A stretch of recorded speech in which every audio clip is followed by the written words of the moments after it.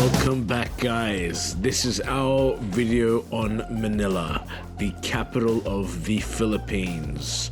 Undoubtedly one of the greatest countries in the world. Philippines is ever evolving, and Manila is one of the most modern cities that you'll ever come across today. Could it be the next Singapore? Could it even perhaps rival cities like Tokyo in Japan? Let's find out.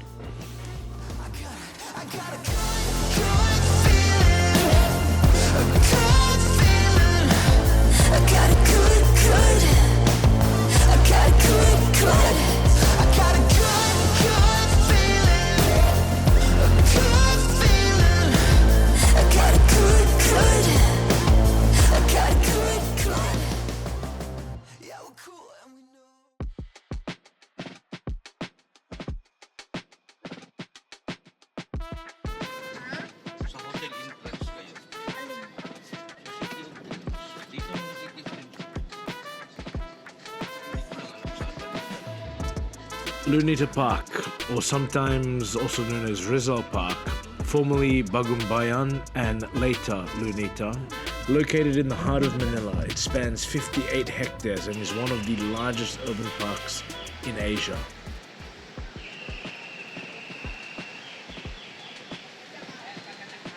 So the Philippines has been conquered by many nations because of its many territories and islands. It's been conquered by many nations over many different periods of time in history. Geographically, being very close to the Malayan archipelago, which make up the countries Malaysia, Indonesia, Singapore, that part of the world, they used to trade a lot with those countries, and some of the languages, especially in the southern regions, share certain words, and you can see the influence on things like the culture and religion in those parts of the Philippines. But if we talk more towards the conquests and the nation that had the most influence undoubtedly on the Philippines and had a stronghold on the Philippines for 300 some years with their colonial conquest, it would have to be Spain. You have shit. Yeah, before. Oh my God, okay, be careful. There were too many tae here, before. Around. Thank you, Kuya. That's Dr. Jose Rizal. Ayun, snap na? Yes. That's... And then we'll buy mango. And then we'll buy mango. So if you've never had green mango and you are in the Philippines, and if you want something refreshing and just absolutely beautiful, you got to try the green mango. If you have it like in its fruit form like that, when you just eat it, it's kind of crunchy. It's basically mango, which like in countries like Australia, we normally eat the mango when it's orange, right? But before it gets ripe, it's green, and you can also eat it like that.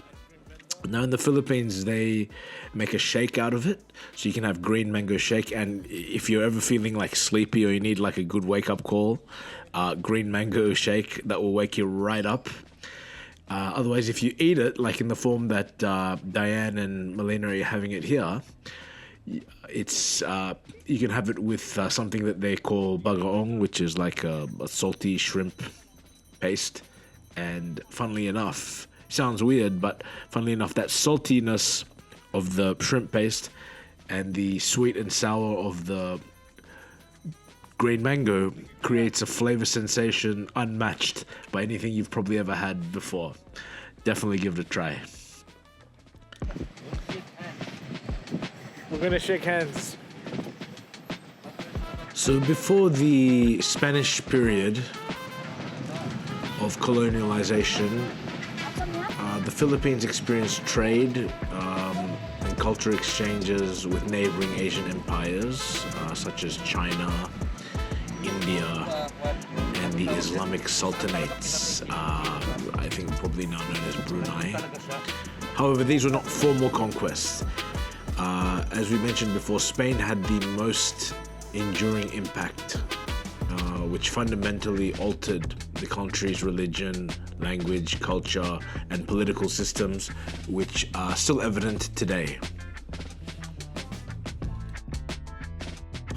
So, what you see here is the famous flagpole. It stands at almost 50 meters. It is the largest flagpole in all of the Philippines. And what we have here is the monument or the statue, which is in commemoration to Rizal, Dr. Jose Rizal.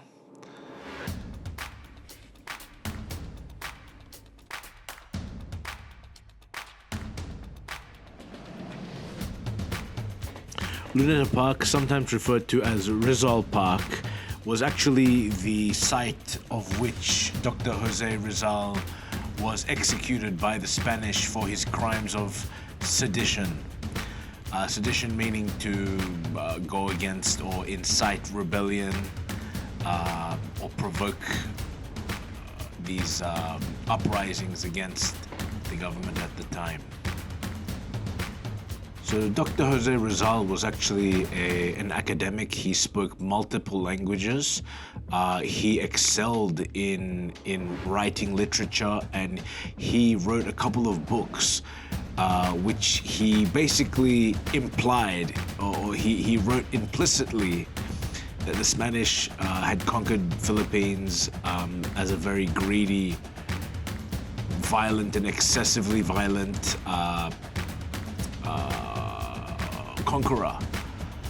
So he basically embodied freedom, and he fought for the rights of Filipinos, but he did it in a very peaceful and intelligent way.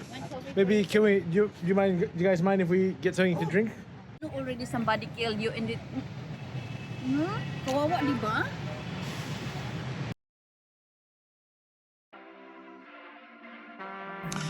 Whilst consequently being executed by the Spanish colonial government in 1896, his martyrdom was actually the catalyst for the resistance and the fighting for independence for the Filipino revolutionaries.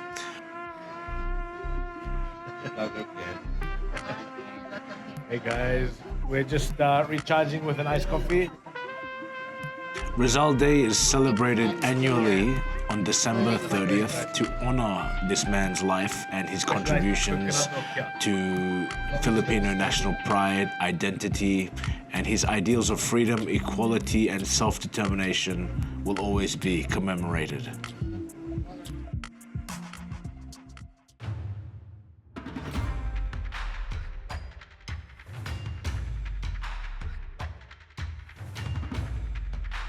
Another popular spot, not only amongst tourists but also among the locals, and a nice place where you can just chill and escape the daily bustle of city life, would be the Chinese Gardens.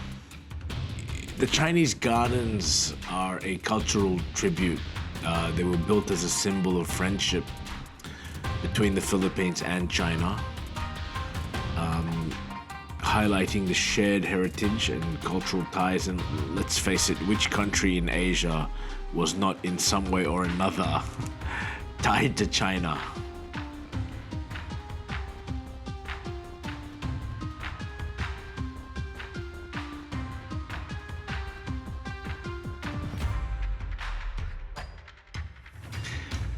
China in the old world used to be the economic powerhouse. They were the and in many regards even today, they are the big boys. I mean, they got the land mass, they got the sheer numbers, they have the ability to produce things on a scale which other countries could only dream about. Even during the Spanish colonial era, the Chinese still remained very active in commerce and trade. The Chinese traders were somewhat of a link between the Spanish colonialists and the local Filipinos. Baliti po to siya, Miat, oh. This is Baliti. Dapat sa likod ng bahay may ganyan, no?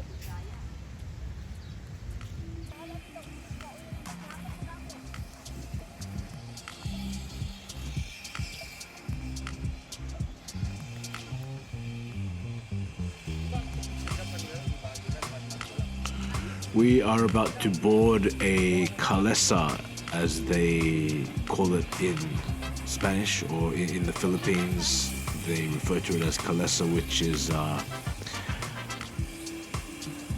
something that the Spanish brought, and it's basically a horse-driven carriage, and you can get on these things. You basically negotiate with the driver. Be careful not to be overcharged. Sometimes there have been stories where the driver will show you his badge, he'll show you his official pass, he'll show you that he works for a certain organization, and all the prices are listed, and he will tell you, okay, this is the price, it's only, for example, 300 pesos. It's only 300 pesos, and as you ride with him, maybe 10-15 minutes later, when he realizes that you are a foreigner or you're not from around town, you're not a local, he will just turn around and say, oh, the price is actually 3,000 pesos, which is like way too much. That's like, you know, first of all, it's 10 times what he originally quoted, which is already like incredibly unethical, you know.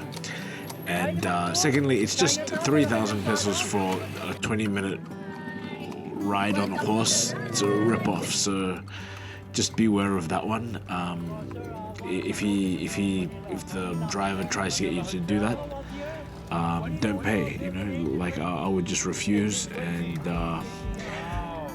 in our case, we had like security guards sort of watching over, and I mean, this driver, he was really good. You know, he had a lot of historical knowledge about the area, and he was really kind, and he was very friendly, and he sort of gave us a lot of information. He wasn't trying to overcharge us at all, so it really depends. You know, it depends who the driver is, and it comes down to the individual. So just always be vigilant. And don't pay it, you know, like these guys are opportunists sometimes, like when they think that they can get a certain amount, you know, from innocent, unsuspecting tourists, they will try to take advantage, you know, so don't let them make you the next victim of their Kalesa scam.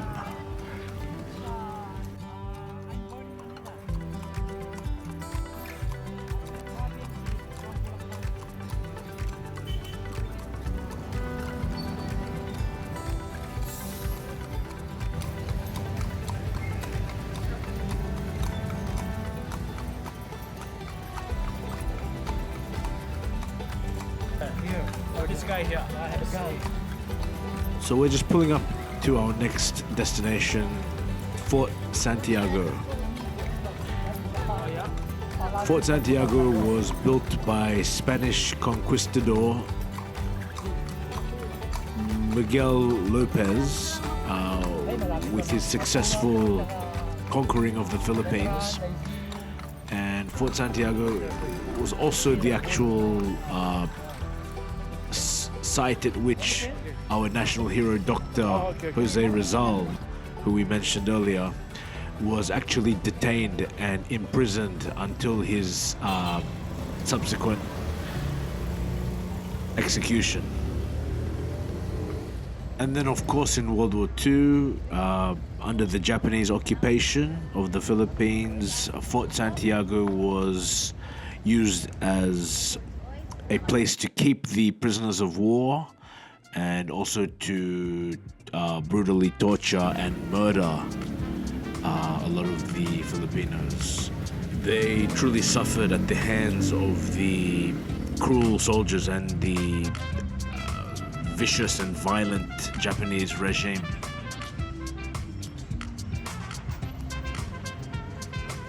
Originally having been built of wood, Fort Santiago succumbed to multiple attacks, which then caused a lot of irreparable damage, and they had to basically come up with a new design, I guess.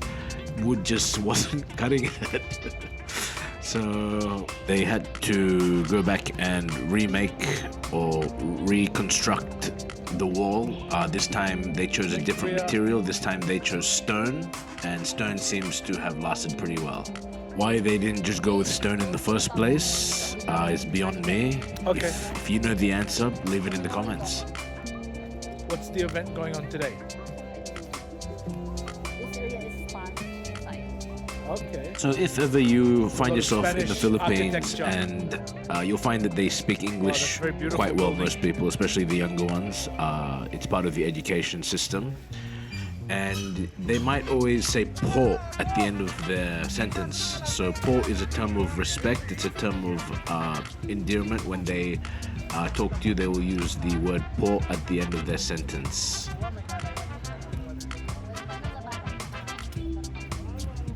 So if you stuck around this long, we would like to thank you very much.